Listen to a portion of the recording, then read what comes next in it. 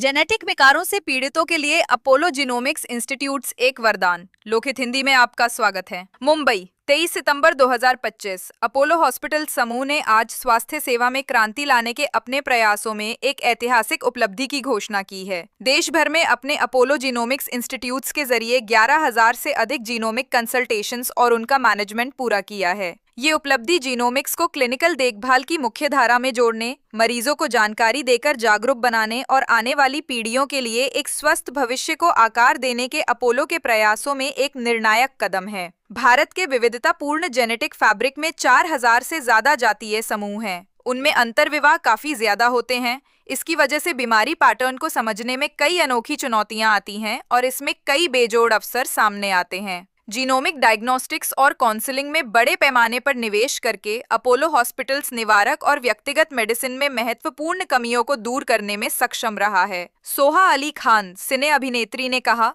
स्वास्थ्य केवल बीमारी नहीं होने से कहीं अधिक है। सही जानकारी, जागरूकता और लचीलेपन होना स्वास्थ्य है। आज जीनोमिक्स हमें वो ज्ञान प्रदान करता है। ये लोगों, परिवारों और उन कहानियों के बारे में है जो हमें विरासत में मिली हैं। ये हमें जोखिमों का पहले ही पता लगाने, हर व्यक्ति की जरूरतों के अनुसार देखभाल देने और अनिश्चितता को स्वस्थ विकल्पों में बदलने में मदद करता है। जीनोमिक्स में 11,000 कंसल्टेशंस पूरे करने का जश्न मनाते हुए मेरा Today we मानना है कि हमारी celebrated जिम्मेदारी the स्पष्ट landmark है। of ये सुनिश्चित करना कि ये 11,000 जीवन genomic consultations at the Apollo Genomics Institute. We now have 12 centers across the length and breadth of the country. The idea of establishing the Apollo Genomics Institute was to make sure that access to expertise in clinical genomics through clinical geneticists and counselor becomes easily available, as we know that there is a increasing recognition of the importance that genomics plays in clinical medicine in several specialties, for making a precise diagnosis, for prognosticating in predicting what will happen in the future, for use of certain medication in individuals, and of course for management in cancer, neurological conditions, pediatrics, obstetrics, cardiac diseases. So we believe that with the expansion of the network of the Apollo Genomics Institute, this service will become more and more easily available to citizens across the country. आज हम लोग यहाँ पे एकत्रित हुए 11,000 genomic consultations का जो एक लैंडमार्क हमने अचीव किया है, उसको सेलिब्रेट करने के लिए। अब हम लोगों के 12 सेंटर्स हैं अपोलो जीनोमिक्स इंस्टीट्यूट देश भर में, और पिछले 2 सालों में हमने देखा है कि नॉलेज जो जीनोमिक्स की यूटिलिटी है कि वो मेडिसिन में कैसे हेल्प कर सकता है, ट्रीटमेंट में, डायग्नोसिस में, कैंसर में मेडिकेशन कौन सी देनी चाहिए इंडिविजुअल्स को, उनके जेनेटिक मेकअप के बारे में को ध्यान रखते हुए, ऑब्स्टेट्रिक्स में, बच्चों के प्रॉब्लम्स में, कार्डियक में, न्यूरो में नॉलेज बहुत बड़ी है। और हमारे जो 3 एक्सपर्ट्स हैं, क्लिनिकल जेनेटिसिस्ट और काउंसलर्स, वो इस नॉलेज को पेशेंट्स तक पहुंचाएंगे ताकि उनकी जो ट्रीटमेंट है उसको बिल्कुल साइंटिफिक तरीके से पर्सनलाइज करके हम आगे उनके सामने उसका बेनिफिट लेके जाएं। और हमारा ये प्रयत्न है कि अगले कुछ सालों में हम अपनी जीनोमिक्स इंस्टीट्यूट को और एक्सपैंड करेंगे। 5 और सेंटर हम खोलना चाहते हैं ताकि जो रीच है जीनोमिक्स की वो इंडिविजुअल्स तक आसानी से पहुँचे।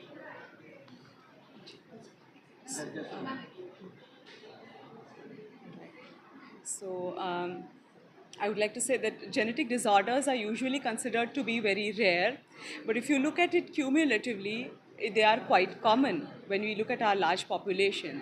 So, and many times the challenge is in identifying that the disorder is actually genetic. So, patients will have gone to multiple doctors and still not had a diagnosis. These disorders are usually difficult to diagnose, they require a multidisciplinary management. So, in our centers, we have usually multi-speciality hospitals where we have all kinds of specialties available and we can manage these patients in a multidisciplinary way. Few pointers to genetic disorders are something which where multiple patients, people in the family are suffering from the same disorder, or there is multi-system involvement like heart, kidney, eyes, multiple systems are involved, or sometimes some disorder which is presenting at a much early age than expected, like say Parkinsonism occurring very early in the 20s or 30s, or something which is not getting treated by the usual method, like say pneumonia, which is treated keeps recurring. So these are some pointers for genetic disorders. So there should be vigilance for this. We should not ignore there are implications for diagnosis, because we can monitor these patients, we can put them on surveillance, we can improve their quality of life. In fact, many genetic disorders are now having targeted definitive therapies as well, and we can help the patients in accessing these therapies with collaboration, even global collaborations, as we discussed in the press meet. So यही मैं कहना चाहूँगी कि जैसे अनुवांशिक बीमारियाँ जो कहते हैं, कई बारी इसको हम समझते हैं कि बहुत ही रेयर चीज़ है, लेकिन अगर हम क्यूमुलेटिवली देखें, सारे पॉपुलेशन में इंडिया के देखें, तो ये बीमारियाँ काफ़ी सारी पेशेंट्स में है। तो इसके लिए हमें कुछ पॉइंटर्स होते हैं। कई बारी पेशेंट की डायग्नोसिस होने में ही कई साल लग जाते हैं।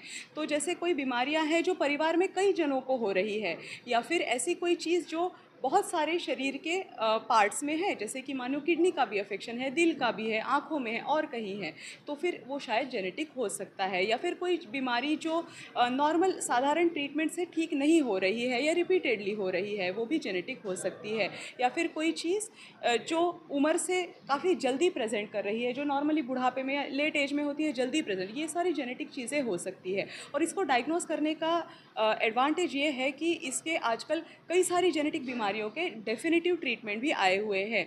और कई बारी ये ड्रग्स काफ़ी मुश्किल होते हैं एक्वायर करने के लिए, लेकिन हमारी टीम इसके लिए इक्विप्ड है कि हम अच्छे से कोलैबोरेशन कर सकते हैं, ग्लोबल कोलैबोरेशन कर सकते हैं, ऐसी दवाइयाँ हासिल करवा के दे सकते हैं पेशेंट्स को। और हमारे जो हॉस्पिटल्स है वो मल्टी डिसिप्लिनरी है। ये सारी बीमारियाँ कई बारी मल्टी डिसिप्लिनरी मैनेजमेंट से होती हैं। हमें स्पेसिफिक कार्डियोलॉजिस्ट से, न्यूरोलॉजिस्ट से, ऑर्थोपेडिशियन से कोऑर्डिनेट करना पड़ता है, तो फिर वो एक छत के नीचे अच्छे से हो सकता है।